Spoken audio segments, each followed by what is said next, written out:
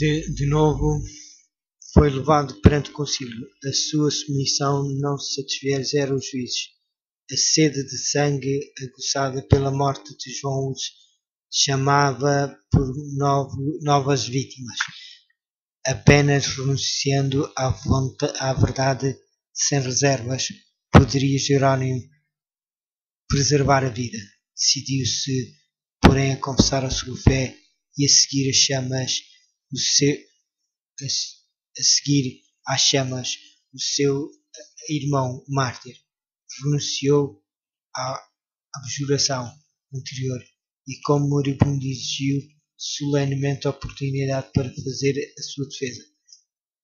Temendo o efeito das suas palavras, os prelados insistiram em que meramente afirmasse ou negasse a verdade das acusações apresentadas contra ele. Jerónimo protestou tal crueldade e injustiça.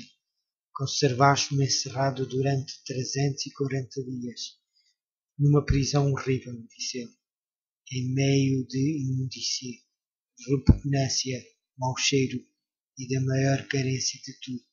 Trazeis-me depois diante de vós e, dando ouvidos aos meus inimigos mortais, recusai-vos a ouvir-me. Se sois, na verdade, homens prudentes e a luz do mundo, tende cuidado em não pecar contra a justiça.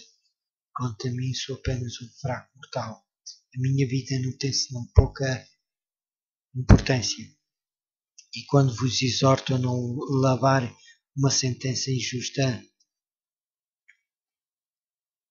lavrar uma sentença injusta, falo menos por mim do que por vós. O seu pedido finalmente foi atendido. Na presença dos juízes, Jerónimo ajoelhou-se e orou para que o Espírito Divino lhe dirigisse os pensamentos e palavras, de modo que nada falasse contrário à vontade ou indigno do seu mestre.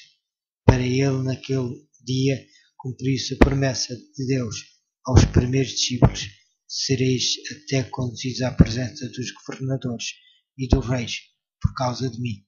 Mas quando vos entregarem, não vos dê cuidado como ou que haveis de falar, porque naquela mesma hora vos será ministrado o que haveis de dizer, porque não sois vós quem falará, mas o Espírito do vosso Pai é que fala em vós.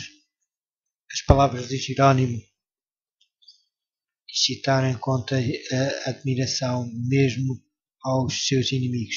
Durante um ano inteiro havia estado emparedado numa masmorra, impossibilidade de ler ou mesmo ver, com grande sofrimento físico e ansiedade mental. No entanto, os seus argumentos eram apresentados com tanta clareza e força, como se houvesse tido a oportunidade tranquila para o estudo. Indicou aos ouvintes a longa série de homens santos que haviam sido condenados por juízos injustos.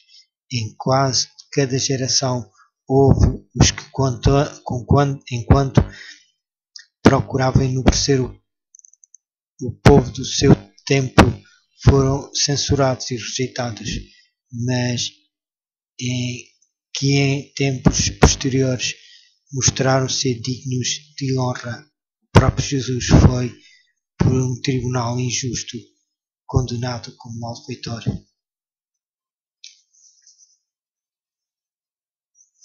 Na sua retratação, Jerónimo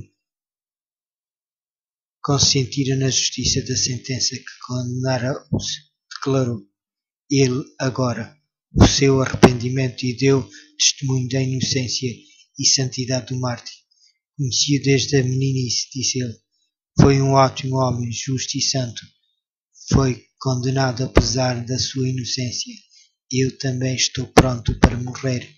Não recuarei diante dos tormentos que estão preparados para mim pelos meus inimigos e falsas testemunhas, que um dia terão de prestar contas das suas imposturas perante o grande Deus, a quem nada pode enganar.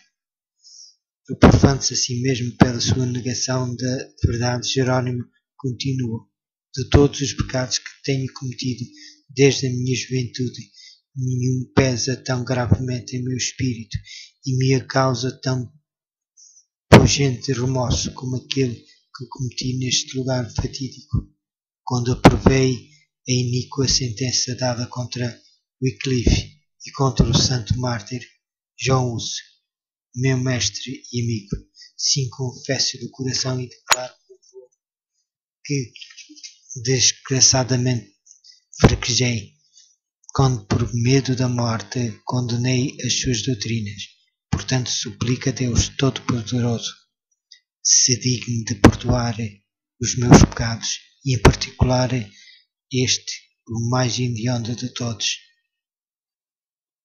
Apontando para os juízes, disse com firmeza: condenaste Wycliffe e João Hus, não por terem abalado a doutrina da Igreja, mas simplesmente porque exignaram com a reprovação os escândalos do clero, a pompa, o orgulho e todos os vícios dos prelados e padres, as coisas que eles afirmaram e que são irrefutáveis. Eu também as entendo e declaro como eles. Suas palavras foram interrompidas. Os prelados, trêmulos de cólera, exclamaram: que necessidade há de mais provas? Contemplamos com os nossos próprios olhos o mais obstinado dos hereges, sem se abalarem com a tempestade. Jerónimo exclamou: ora, supondes que receio morrer, conservar-vos durante um ano inteiro horrível masmorra, mais horrenda que a própria morte, trataste-me mais cruelmente do que um turco judeu ou pagão, e a minha carne em vida apodreceu literalmente sob os ossos, e contudo não me queixo, pois a lamentação não vai bem a um homem de coração e espírito, mas não posso senão exprimir o meu espanto com tão grande barbaridade para com um cristão.